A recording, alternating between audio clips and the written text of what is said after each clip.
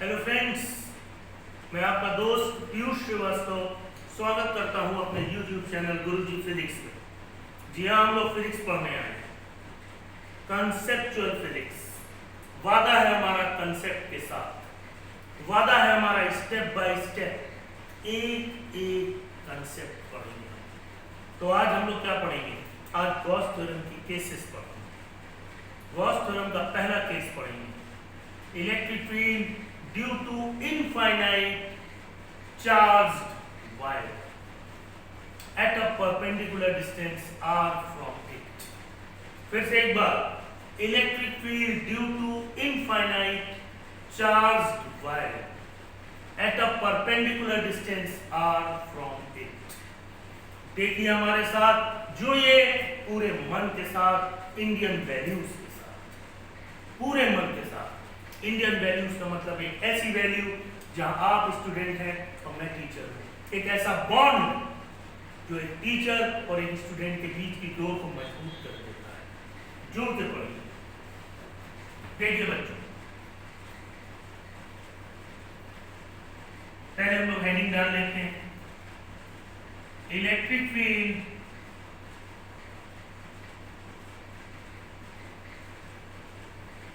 due to infinite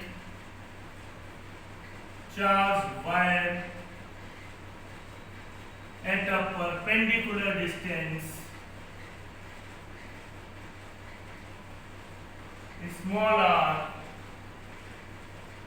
from it।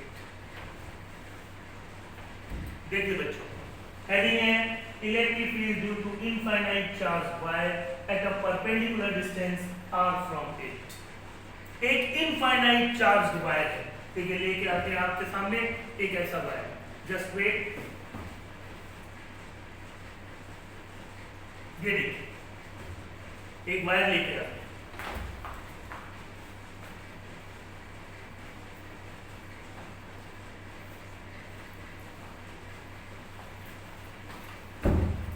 ये देखिए infinite charge wire, इस पूरे में चार्ज है। ये एक वायर है, मेरे पास वायर नहीं थी तो एक स्टिक के थ्रू हम ये दिखा रहे हैं, इस पूरे में चार्ज है और इसकी चार्ज डेंसिटी है लैम्डा। लैम्डा को कहते हैं लीनियर चार्ज डेंसिटी। अगर इसमें लेंथ का मल्टीप्लाई करेंगे, मान लीजिए इतनी लेंथ का मल्टीप्लाई करेंगे तो उतनी लेंथ का चार्ज आ जाएगा, इतनी लेंथ का मल्टीप्लाई करेंगे तो इतनी लेंथ का चार्ज आ जाएगा। तो लीनियर चार्ज डेंसिटी में लेंथ का मल्टीप्लाई करते हैं तो चार्ज आ जाता है। इसको रख देते हैं।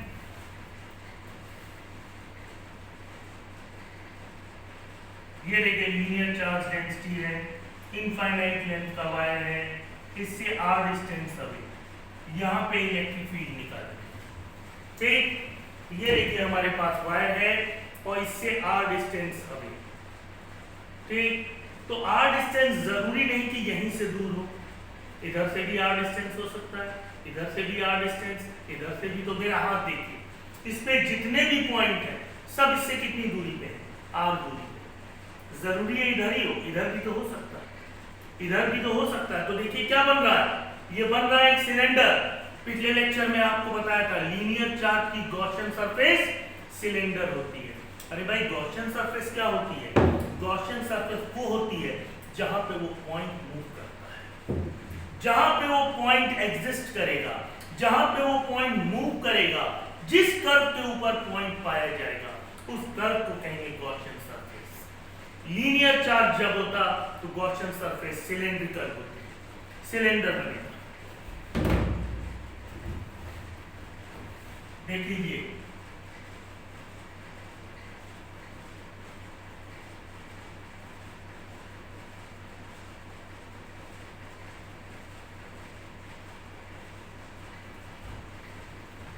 ये देखिए गॉसियन सरफेस बन गई।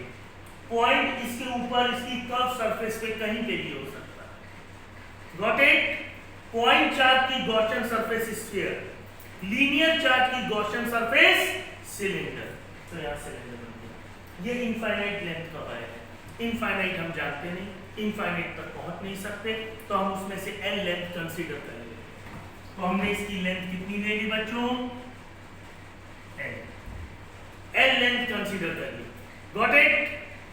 यहां पे एक टेस्ट चार्ज लिया। मेरे बच्चों आपको बताया था इलेक्ट्रिक फील्ड निकालने के लिए सबसे पहली चीज जिस पॉइंट पे इलेक्ट्रिक फील्ड निकालना है वहां पे एक टेस्ट चार्ज कंसीडर करिए। तो यहां पे एक टेस्ट चार्ज लिया,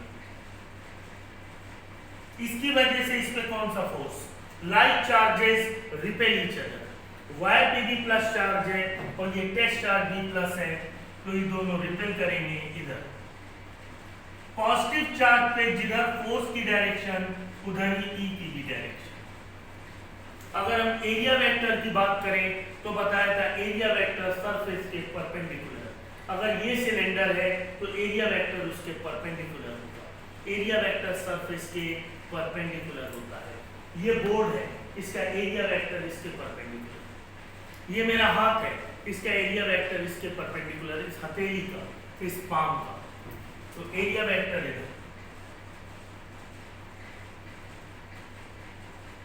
तो इन दोनों के बीच का एंगल 0। एक बार फिगर ध्यान से देखिए, इनफाइनाइट लेंथ का वायर है, चार्ज वायर है जिसकी चार्ज डेंसिटी लैम्डा दी है। लैम्डा को कहते हैं लीनियर चार्ज डेंसिटी, और जब लीनियर चार्ज डेंसिटी में लेंथ का मल्टीप्लाई करते हैं तो चार्ज आ जाता है। जितनी लेंथ का मल्टीप्लाई करेंगे उतना चार्ज आ जाएगा। एक बार देखिए मेरे बच्चों,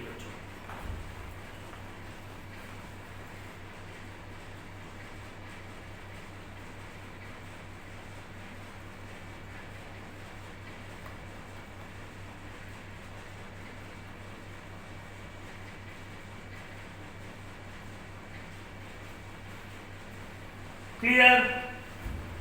अब हम गॉस थ्योरम अप्लाई करेंगे। अब हम अप्लाई करने जा रहे हैं गॉस थ्योरम, तो अप्लाइंग गॉस थ्योरम।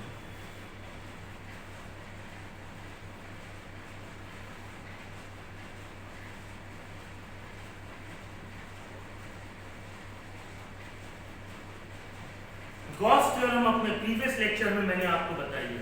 मेरे बच्चों ये मेरा 12th लेक्चर है। मेरे बच्चों प्लीज लाइन से मेरे सारे लेक्चर्स पढ़ें। जब आप सारे लेक्चर्स पढ़ेंगे, क्योंकि हम लोग टॉपिक वाइज नहीं कर रहे हैं, हम लोग सीरियल से पूरी फिजिक्स कर रहे हैं। पहले से अभी तक के सारे लेक्चर्स पढ़िए। मेरे चैनल का नाम है गुरुजी फिजिक्स और मेरा नाम है पीयूष श्रीवास्तव। ये मेरा वचन है आपसे, आपको ट्रू फिजिक्स, कंसेप्चुअल फिजिक्स पढ़ने को मिलेगी। गॉस थ्योरम लगाएंगे, E surface integral dA cos theta equals to q upon epsilon naught k। E ये होता है area of Gaussian surface. Gaussian surface cylindrical है, सिलेंडर का कर्व सरफेस एरिया, जहां पे पॉइंट होगा, पॉइंट कर्व के ऊपर होगा, कर्व सरफेस एरिया होता है 2 पाई आर एल। सिलेंडर का curve surface area 2 pi r l. cos theta theta 0। Charge अभी मैंने बताया लैम्डा में लेंथ का मल्टीप्लाई करेंगे, हमें उतना ही चार्ज लेना है जितना इस गॉसियन सरफेस के अंदर हो। इस गॉसियन सरफेस के अंदर उतना ही चार्ज होगा जो इस लेंथ में कंटेन होगा। इस लेंथ के अंदर जितना चार्ज होगा वही इसके अंदर होगा। इसलिए लैम्डा में किसका मल्टीप्लाई किया, इस लेंथ का, तो वो चार्ज आ गया जो इस सिलेंडर के इस गॉसियन सरफेस के अंदर। एल और एल कैंसिल, cos 0 1 होता है।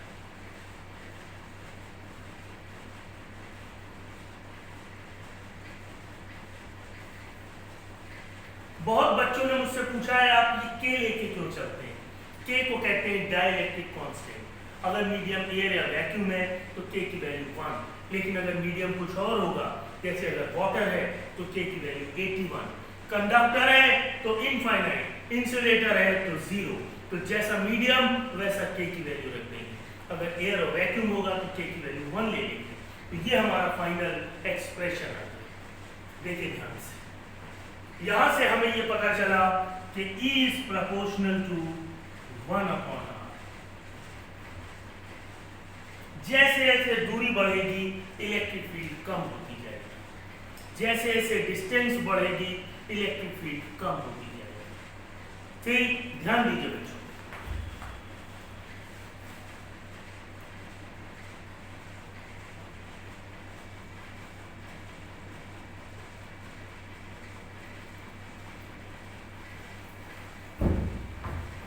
अब जिन बच्चों को गॉस थ्योरम नहीं आती उन्होंने तो ई का एक ही फॉर्मूला पढ़ा है 1/4 के Q/r²। तो वो किस ऑप्शन को टिक करेंगे? E is proportional to 1/r²। लेकिन यहाँ पे E is proportional to 1/r है। तो इसका जो ग्राफ होगा वो ग्राफ इस तरह का होगा।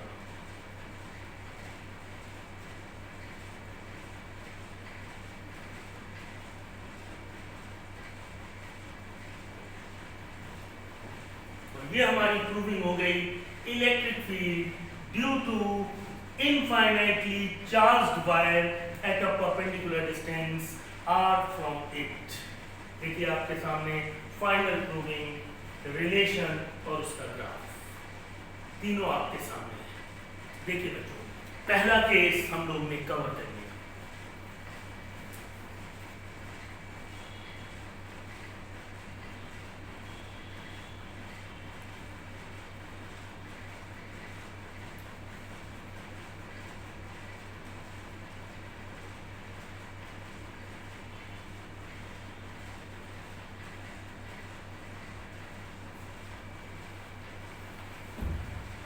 ठीक मेरे बच्चों, अब हम लोग करेंगे केस नंबर 2। रेडी? ओके, इसको रब कर देते हैं। ये पहला केस है जो आपके सामने है, इसको याद रखिएगा, इसको रब कर देते हैं।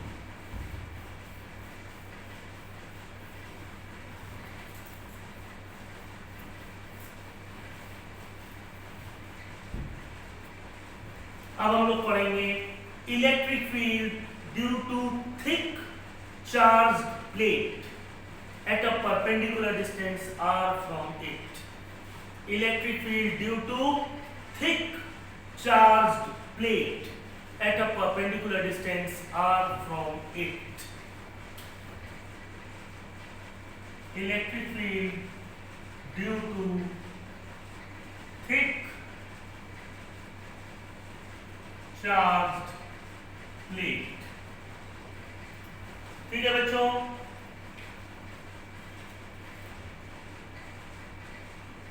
at a perpendicular distance small r from it.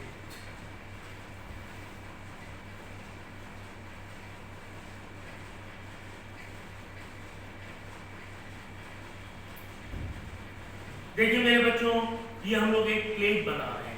Thick मतलब मोटी प्लेट। मोटी प्लेट का मतलब कुछ ऐसे, ये देखिए, जिसकी थिकनेस हो, ये है मेरे हाथ में एक मोटी प्लेट, इसमें चार्ज है। अब इसकी खासियत क्या होगी? अगर पतली प्लेट होती तो चार्ज दोनों तरफ होता, अगर मोटी प्लेट होगी तो चार्ज सिर्फ एक ही तरफ होगा, ओनली वन सरफेस, इधर नहीं, या इधर होगा तो इधर नहीं, क्योंकि चार्ज ट्रेवल नहीं कर पाएगा जब थिकनेस ज्यादा होगी। तो हम यहाँ इसकी थिकनेस दिखाएंगे।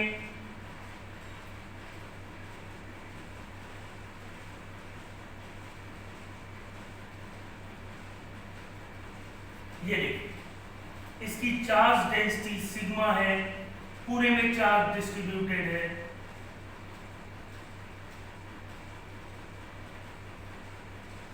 और इसका एरिया ए है। Got it? ये देखिए एक थिक प्लेट है, thick charge plate, charge density sigma है। इस सिग्मा को कहते हैं सुपरफिशियल चार्ज डेंसिटी। इसमें एरिया का मल्टीप्लाई करेंगे तो चार्ज आ जाएगा, जितना एरिया लेंगे उसका मल्टीप्लाई करिए सिग्मा में, उतने का चार्ज आ जाएगा। मान लीजिए आप इतना एरिया लेते हैं तो इतने एरिया का जब इसमें मल्टीप्लाई करेंगे तो इतने का चार्ज आएगा।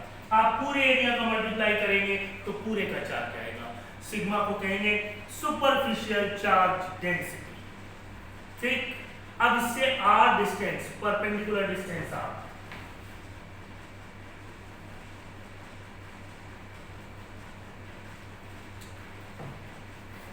ये थिक प्लेट है,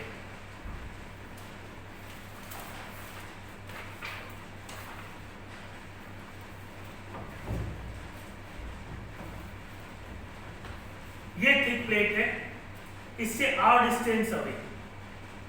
जरूरी है यहीं पे वो पॉइंट हो, इधर भी हो सकता है, इधर भी हो सकता है, इधर भी।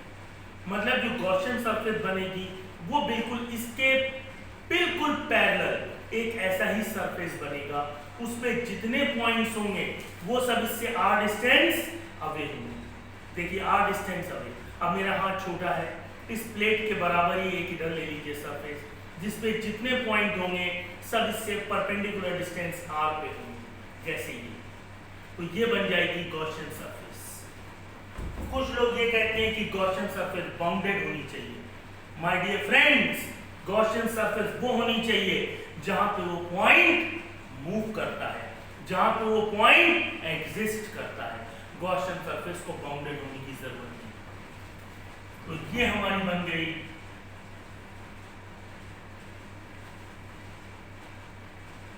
Gaussian surface. इसका एरिया ए है तो इसका एरिया भी है। देखिए बेटा ध्यान से देखिए यहां पे,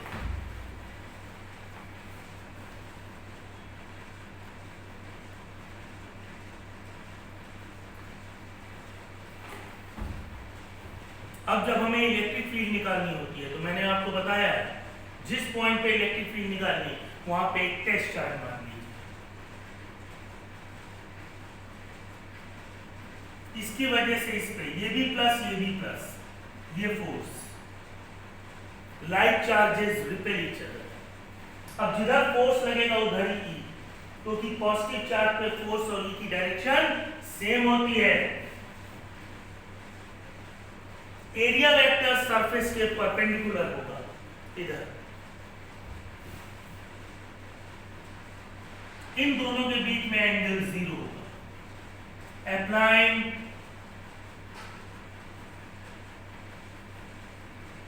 Gauss theorem, E surface integral dA cos theta equals to Q upon epsilon naught K।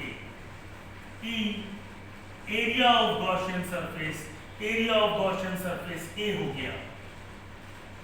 Gaussian surface क्या होती है? वो सरफेस जिस पे पॉइंट मूव करता है, वो कर्व जिस पे पॉइंट मूव करेगा। यहां वो ये है जिसका एरिया ए है, cos 0। इसकी जगह sigma into A, superficial charge density, A और ए कैंसिल।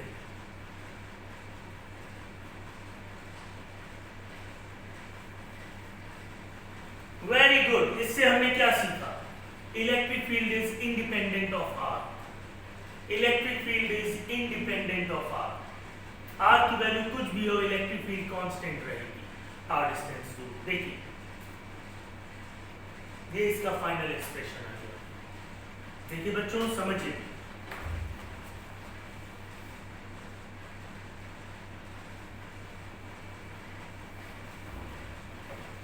तो आज हम लोग ने गॉस थ्योरम के 2 केस किए, बाकी 2-3 केस अगले टर्न पे करेंगे। आज के लिए इतना ही। शब खैर, शुभ रात्रि, नमस्कार, धन्यवाद।